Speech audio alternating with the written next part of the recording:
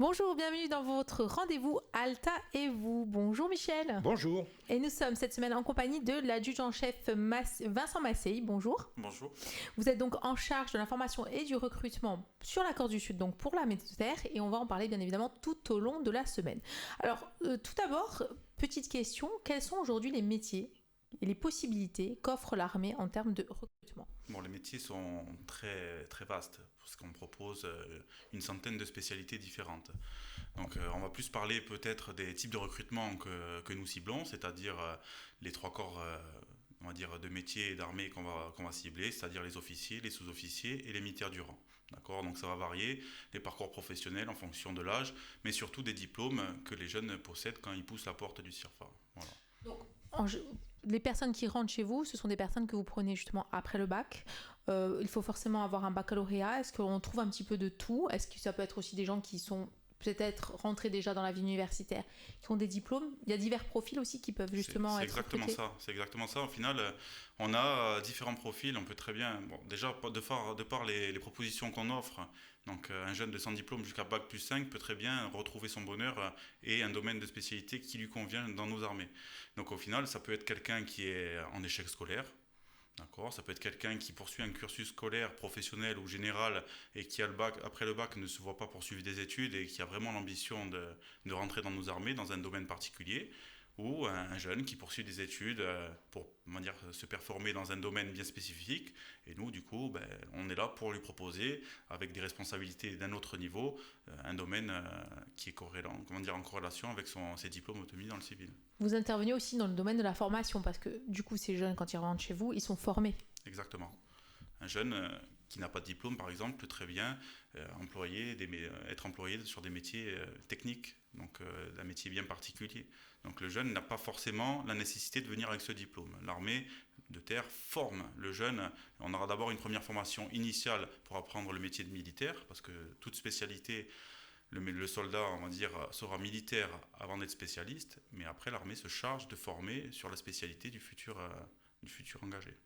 Alors comment moi, j'arrive, je n'ai pas forcément de diplôme, hein, je peux avoir une formation scolaire, et j'arrive, je viens vous voir, et comment vous arrivez d'abord à tester, parce que je peux ne pas savoir ce que j'ai envie de faire.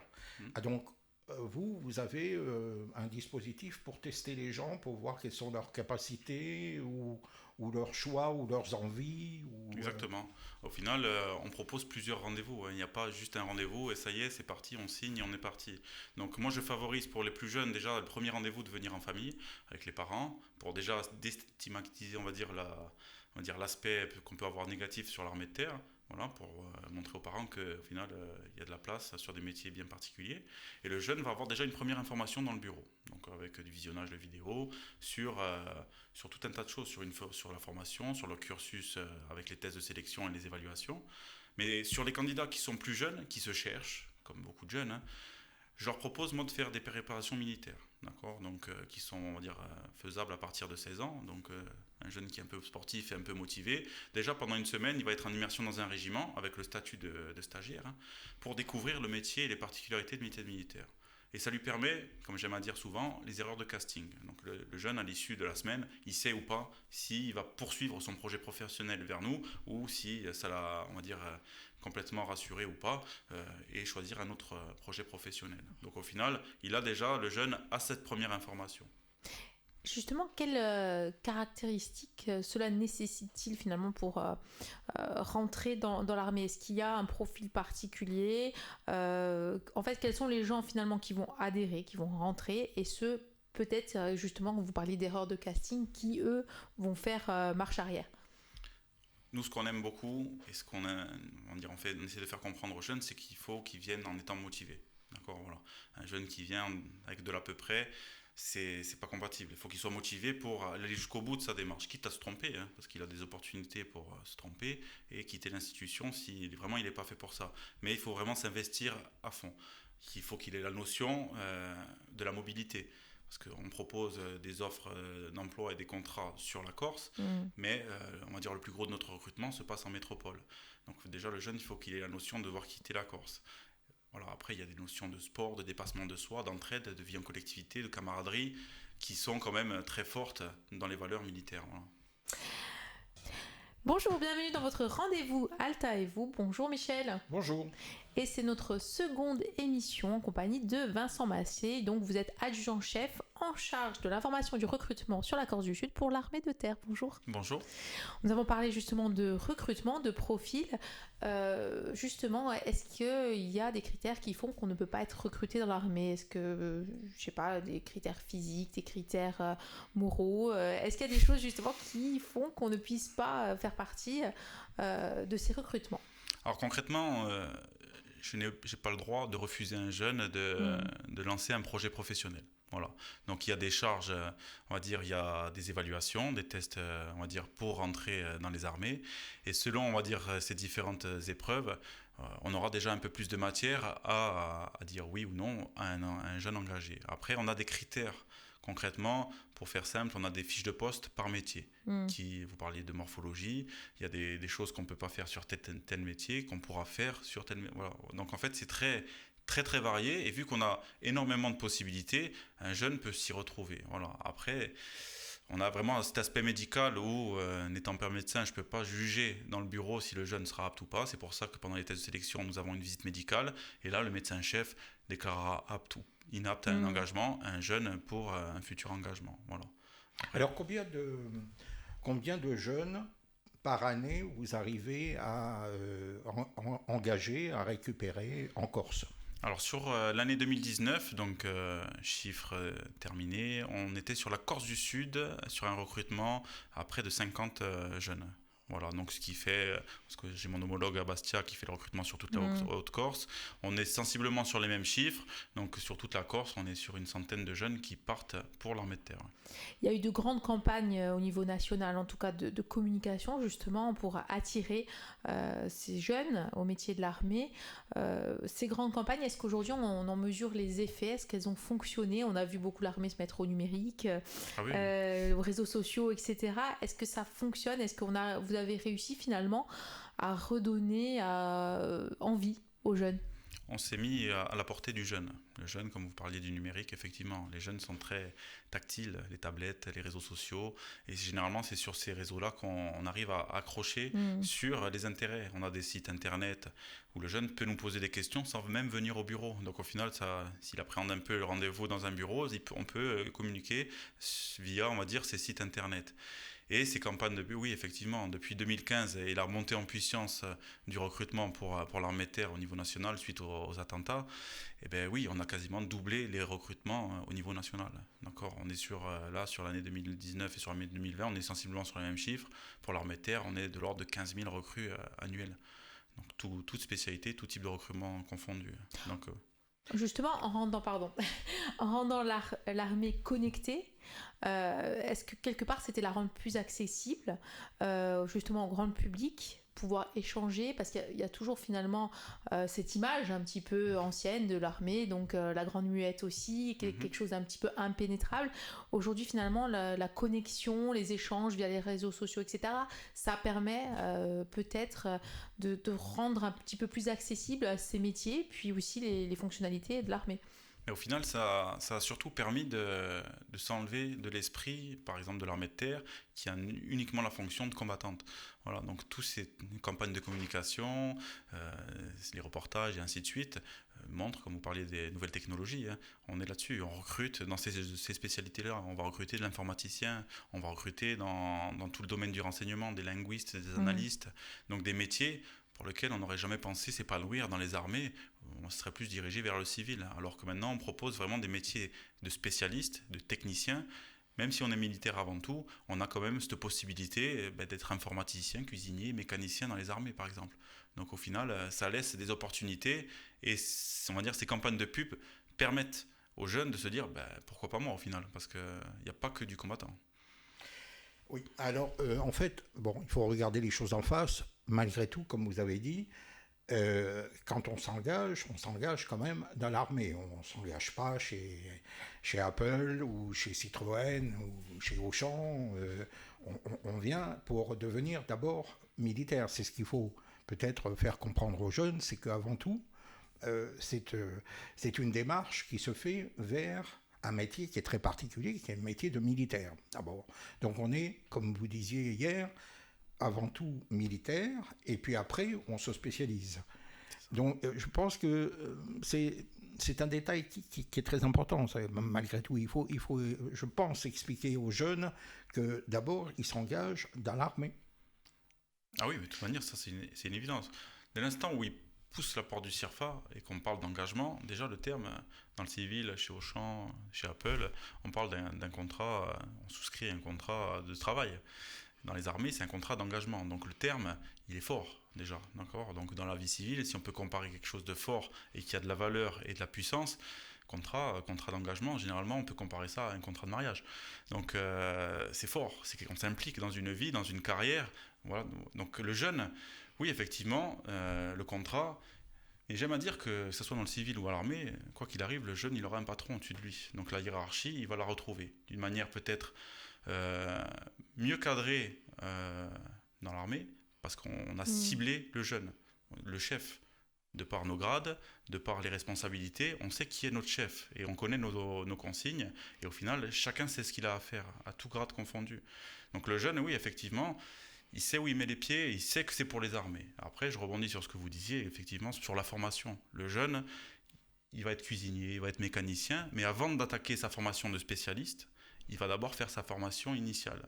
Que ce soit pour un soldat de 3 mois, un sous-officier de 8 mois en école, il va apprendre le métier de militaire, à gérer des hommes, à commander, à avoir la partie, à utiliser son arme, s'aguerrir. Et seulement, et une fois après avoir appris ce métier de militaire, il va apprendre sa formation de spécialiste. Et là, il sera employable dans sa nouvelle fonction. Mais effectivement, oui, c'est un engagement dans l'armée en général. On est un soldat avant tout.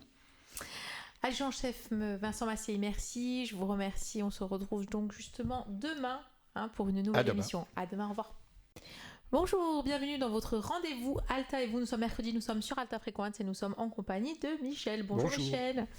Et nous sommes en compagnie de l'adjudant-chef Vincent Massey. Bonjour. Alors depuis le début de la semaine, vous nous présentez justement des informations et du recrutement puisque c'est votre charge sur la Corse du Sud pour l'armée de terre. On va parler un petit peu d'opportunités professionnelles justement. Quels sont le type de carrière et quelle est la durée aussi d'une carrière dans l'armée ? Quand on s'engage comme ça au sortir du bac par exemple, quelles sont les perspectives d'évolution ? Mais au final, j'ai envie de dire, c'est le jeune qui a un peu toutes les cartes en main.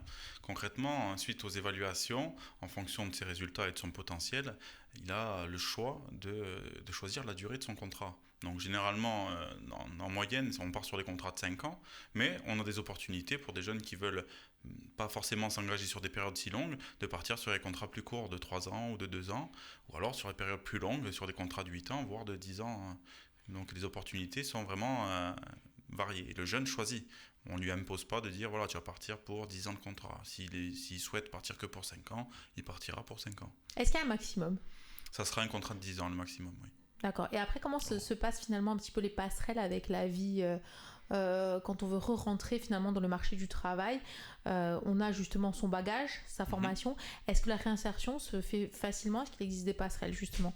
La réinsertion se fait très bien dans le sens où, de toute manière, déjà ce qu'il faut savoir, c'est qu'à l'issue du premier contrat, l'année d'avant, l'autorité reçoit le soldat et lui propose un renouvellement de contrat. Donc là, le jeune, il a toujours le choix de soit poursuivre sa carrière militaire, soit d'estimer qu'il a fait son temps et de rejoindre, comme vous l'évoquiez, la vie civile. Donc, effectivement, la reconversion dans la vie civile, elle se fait de manière très simple. Autant on a des centres d'information de recrutement pour recruter les jeunes, et dans chaque régiment et chaque unité militaire, on a des services qui s'occupent de la reconversion de chaque militaire. Donc il y a un accompagnement en fait. Voilà, c'est ça. En fait, le jeune, à partir de sa 4e année, il a le droit à une reconversion payée par l'armée. Est-ce que vous avez des contacts, vous, avec justement les entreprises et toutes les boîtes qui risquent ou d'engager des jeunes qui sortent de l'armée. Est-ce que vous avez des contacts réguliers avec... Final, en fait, vous êtes un peu le pôle emploi militaire, quoi. Hein. Moi, je suis le pôle emploi pour les recruter, si vous préférez, pour aller dans votre image. Mais concrètement, le contact, ce n'est pas moi qui vais la vers. Moi, je suis à l'entrée. Au final, l'entrée où on recrute, à la sortie, si vous préférez, dans les régiments, des personnels comme moi, hein, par exemple, pourraient très bien tenir ce genre de fonction. Effectivement, eux, leur rôle, c'est d'avoir un carnet d'adresses avec les différentes boîtes et les différents centres de formation pour qu'un jeune puisse se reconvertir dans la spécialité de son choix. J'insiste bien sur la spécialité de son choix. Donc l'exemple concret que j'explique souvent aux parents, c'est qu'un jeune, prenons l'exemple d'un mécanicien qui a fait 5 ans de mécanique, il a fait le tour de la mécanique, il ne se voit pas retravailler dans la mécanique dans la vie civile, peut très bien se dire, ben voilà, moi je voudrais faire autre chose. Il choisit son projet un peu quand même. Il propose donc à ce bureau-là, par exemple, je vais dire paysagiste, quelque chose complètement à l'opposé. Et au final, l'armée va le former au travers d'une boîte spécialisée ou dans des entreprises bien particulières pendant 8 mois, une année, où il est toujours rémunéré pour, une fois le moment de retourner dans la vie civile, agrémenter son CV, avoir une expérience professionnelle en plus par exemple de la maintenance comme il aurait pu apprendre pendant 5 ans, avoir une autre ficelle une corde à son arc pour être employable rapidement sur le marché de l'emploi. Est-ce que ces profils, est-ce que vous avez un retour? Est-ce que vous savez si finalement ces profils sont recherchés une fois dans la vie civile par les employeurs potentiels? Est-ce qu'on a un petit peu un retour de ces jeunes des témoignages justement de ces jeunes qui sont passés de l'armée justement à un autre projet professionnel? Jeune ou moins jeune, hein, parce moins que là jeune, on parle d'un sûr. jeune qui fait 5 ans, mais ça peut très bien être quelqu'un qui fait 15 ans, 20 ans, perçoit une pension militaire et qui ne se voit pas, vu qu'il est parti jeune, s'arrêter, travailler de nouveau et en complément de cette pension, retravailler dans la vie civile. Donc moi, le retour que j'ai, il est simple, c'est quand je fais tous les forums des métiers, sur toute la Corse du Sud, moi j'ai directement contact avec les chefs d'entreprise, les chefs DRH de chaque différents secteurs, hein, qui me disent qu'au final, le profil militaire est très attendu sur le marché de l'emploi. Donc pas forcément une spécialité bien ciblée, parce qu'au final, ils recherchent le savoir-être et le savoir-faire du militaire. La disponibilité, la polyvalence, la ponctualité, il n'y a pas d'arrêt maladie, voilà. Et puis quelqu'un de rigoureux, voilà. Donc ça c'est très recherché. Et après s'il y a du plus, des permis, des qualifications, ce n'est que plus. Merci beaucoup Vincent Massé. On se retrouve bien évidemment demain en votre compagnie. À demain. Bonjour, bienvenue dans votre rendez-vous Alta et vous. Bonjour Michel. Bonjour. Et bonjour adjudant-chef Vincent Massé. Bonjour. Donc vous êtes en charge de l'information du recrutement sur la Corse du Sud pour l'armée de terre. Donc on a un petit peu parlé finalement des opportunités professionnelles, mais aussi finalement du retour après à la vie civile. À tout âge finalement on peut s'engager. C'est ça, à tout âge, 17 ans et demi, au plus jeune, avec l'accord parental bien évidemment parce qu'on est encore mineur, jusqu'à 30 ans. Avec un recrutement particulier jusqu'à 32 ans pour une spécialité d'officier, parce qu'on va estimer que le jeune a poursuivi ses études et donc a perdu un peu plus de temps dans son projet professionnel. Donc au final, ça laisse largement le temps de venir vers nous à tout moment.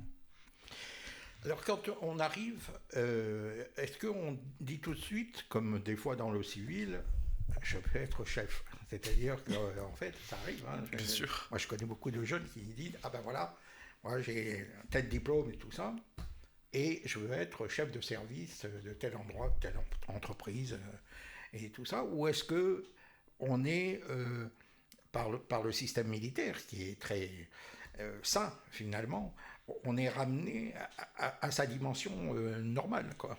Tu veux lui dire l'épluchage de pommes de terre, c'est ça? Non, mais je veux dire, il faut savoir partir de la base, quoi, je veux dire aussi. Bon, concrètement, oui, des jeunes qui, moi, souvent, ils sont bien aidés par les parents. Mon fils ne sera qu'officier ou au minimum sous-officier. Ou alors, voilà, les préjugés qu'on peut avoir, il ne sera pas soldat. Parce qu'on a encore cette image de l'armée, soldat, à l'époque, c'était l'idiot du village, excusez-moi le terme, hein. Mais je suis en échec total. J'ai encore certains parents qui m'appellent, je ne sais plus quoi faire de mon fils, prenez-le. On n'est plus sur ce genre de recrutement, voilà. On va s'occuper du jeune, je ne dis pas qu'on ne va pas s'occuper de lui, mais il ne faut pas venir, on n'est pas la 5e roue du carrosse. Voilà, donc on vient avec ses diplômes, on vient avec ses motivations une fois de plus, et avec ses qualifications. Après, les diplômes ne font pas tout. ils ouvrent certains types de recrutement. Un jeune qui a le bac aura la possibilité d'être sous-officier. Mais comme je disais tout à l'heure, on a des tests de sélection. Si au niveau des évaluations, il n'a pas le profil et pas le potentiel, il a beau avoir le bac, même un BTS, il ne sera pas recruté comme sous-officier. Il sera recruté un cran en dessous parce qu'il n'a pas le potentiel tout de suite. Mais l'armée lui donnera la possibilité d'évoluer par la suite. Parce que, comment dire, il a le profil. On va dire, il a le niveau intellectuel avec un BTS, je veux croire quand même qu'on a le profil. Mais il aura la possibilité plus tard, au bout de 3 ans, en ayant fait, on va dire, une partie en tant que soldat, d'évoluer en interne sur concours ou au mérite pour redevenir sur son rang initial. Et on va dire, l'évolution est permanente. Un jeune rentre sans diplôme peut très bien, au bout de 10 ans ou 15 ans, avec de la motivation et de l'abnégation, devenir officier, en n'ayant toujours aucun diplôme dans le civil. Est-ce qu'aujourd'hui, les valeurs de l'armée qu'elle véhicule, elles sont encore compatibles finalement avec les valeurs des jeunes peut-être et leurs difficultés aussi à avoir une certaine forme de ponctualité peut-être, une certaine forme de rigueur en tout cas. Est-ce que vous avez constaté peut-être au fil des générations qu'il était plus difficile de se conformer à certaines règles ? Mais le jeune, au final, qui a réussi toutes les étapes et arrive chez nous, donc au travers de la formation initiale, déjà, je ne dis pas qu'il est dans le moule, mais il a compris déjà ce qu'on attendait de lui. Et les jeunes de maintenant et les jeunes de l'époque, moi, je ne suis pas pour dire, oui, la génération de maintenant, c'est un faux problème. C'est un faux problème parce qu'au final, quand on a des jeunes en formation, pendant les stages découvertes, ou même moi, quand je suis animateur de journée défense citoyenneté, ils aiment au final cette rigueur. Parce que même quand on est un peu sévère avec eux, je ne dis pas qu'ils viennent à la confrontation, mais ça leur plaît. Alors, je ne suis pas là pour dire qu'ils manquent de rigueur à la maison ou quoi que ce soit, peut-être dans le cursus scolaire, où c'est un peu plus laxisme qu'à l'époque, mais ils recherchent. Donc au final, quand ils poussent la porte de l'armée de terre, parce qu'ils recherchent peut-être l'autorité, et indirectement, ils s'épanouissent dans ce domaine-là. La part aussi des femmes finalement qui s'engagent aujourd'hui, est-ce qu'elle est en hausse ? Est-ce qu'il y a des métiers qui concernent plus les femmes ? Est-ce qu'aujourd'hui finalement les femmes aussi arrivent à tous les métiers ? Donc oui, les féminines dans les armées, on est sur une féminisation qui est en forte hausse. D'accord ? Donc quand on est sur un pourcentage national, toute armée confondue, à plus de 16%, l'armée de terre n'est pas mauvais élève. On est sur l'année 2019 sur du 15,5%. Les chiffres, je ne les ai pas exactement précises, mais on est entre 15 et 16% sur l'année 2019. Donc oui, on recrute des féminines dans les armées et dans l'armée de terre. Et il ne faut pas avoir en tête uniquement les métiers clichés. Voilà, donc ça j'insiste là-dessus. Donc je suis féminine, je vais forcément finir en restauration ou dans un secrétariat. Donc c'est faux. Voilà, donc moi par exemple pour la Corse du Sud l'année dernière, on a eu 20% de nos recrues qui étaient des féminines. Et aucune n'était dans la restauration ou dans le secrétariat. C'était plus des combattantes dans le domaine de l'artillerie, du génie, même des parachutistes. Donc une féminine qui est motivée et qui a le potentiel ne se fera refuser aucune spécialité dans les armées. Adjudant-chef Vincent Massey, merci. On se donne rendez-vous demain en votre compagnie. À demain. Au revoir Michel. Au revoir. Bienvenue pour votre dernier rendez-vous de la semaine dans Alta et vous. Bonjour Michel. Bonjour. Et nous sommes en compagnie de l'adjudant-chef Vincent Massey. Bonjour. Bonjour. Chargé de l'information et du recrutement sur la Corse du Sud pour l'armée de terre. Alors, avant évidemment puisque c'est ce dernier jour que nous passons en votre compagnie, comment rentrer en contact avec vous justement ? Alors plusieurs moyens. Donc pour contacter directement le centre d'information de recrutement pour l'armée de terre sur la Corse du Sud, il suffit d'appeler sur le poste au 04 20 00 70 88 ou alors venir directement pousser la porte du CIRFA qui se situe avenue du Colonel Colonna d'Ornan, au-dessus du théâtre Calisté. Voilà, donc on est accessible donc toute la semaine ou via les réseaux sociaux ou les sites internet s'engager.fr. Je fais une petite aparté pour mes homologues de Haute-Corse, parce que je sais que vous diffusez aussi sur Haute-Corse, qui sont joignables, eux, sur le CIRFA Bastia, donc plus pour les gens qui sont Balagne, Haute-Corse et ainsi de suite, au 04 95 32 20 48. Alors pour revenir un peu sur ce qu'on disait hier sur justement l'engagement des femmes, c'est vrai qu'il y a un éventail assez large d'emplois féminins dans l'armée. Il y a des infirmières, par exemple. Vous parlez de parachutistes. Moi, j'ai connu, dans mes anciens reportages, j'avais fait un magazine sur des femmes qui étaient infirmières parachutistes, qui sautaient sur des lieux de combat. Mais il y a aussi donc des techniciennes informatiques, il y a des techniciennes, mais il y a aussi ce qu'on peut trouver aussi pour les hommes, il y a aussi le fait que quand on va vous voir, on ne va pas vous voir forcément pour trouver un boulot qui a une correspondance civile, mais pour être combattant, c'est-à-dire pour être un militaire. Et il y a des femmes, donc, pour en revenir, qui peuvent aussi être commandantes d'un escadron de chars, par exemple. On peut tout faire. Bien en fait, dans l'armée. J'ai connu des femmes chefs d'un régiment, c'est-à-dire colonel plein à gérer le régiment complet. Donc il n'y a pas de frein, au final. Y a pas...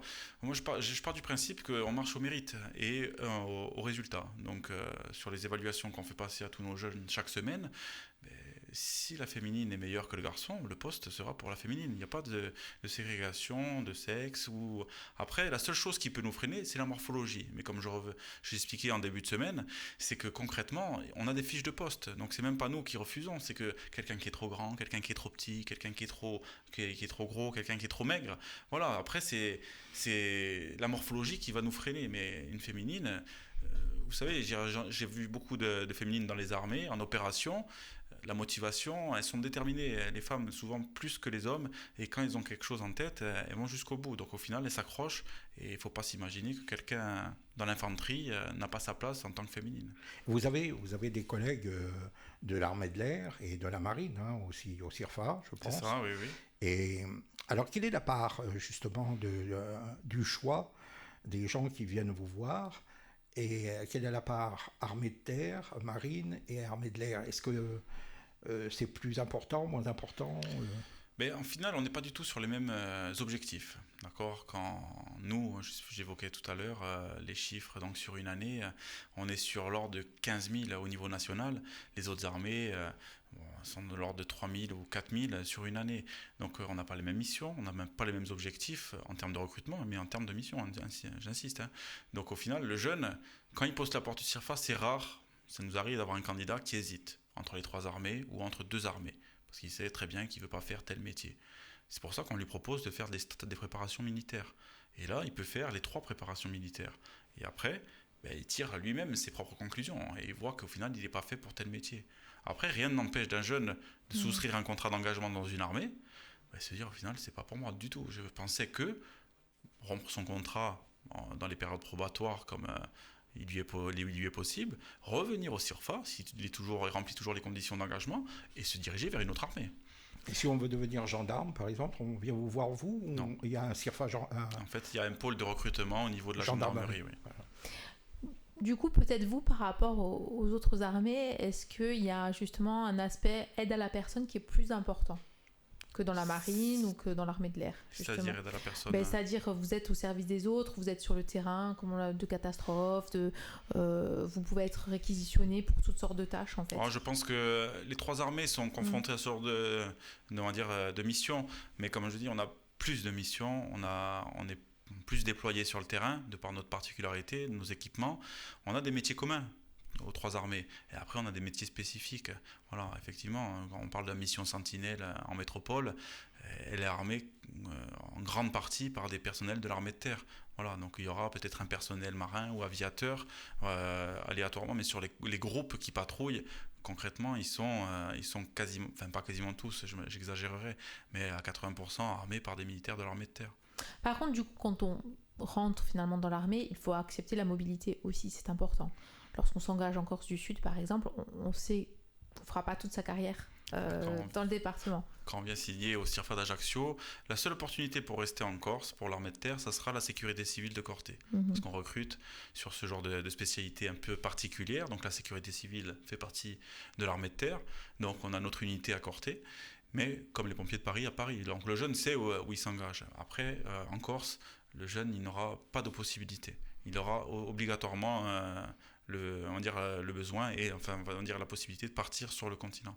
Ça fait partie de la mobilité. Quand on vient dans l'armée, on sait qu'on sera amené à être mobile. C'est ce qu'on recherche généralement. On aime voyager, on aime partir en opération. Donc la mobilité fait partie du jeu. Je vous remercie d'avoir passé cette semaine notre compagnie, adjudant-chef Vincent Massier. Je le rappelle, vous êtes en charge de l'information et du recrutement pour la Corse du Sud, pour l'armée de terre. Merci beaucoup. Au revoir. Merci. Au revoir.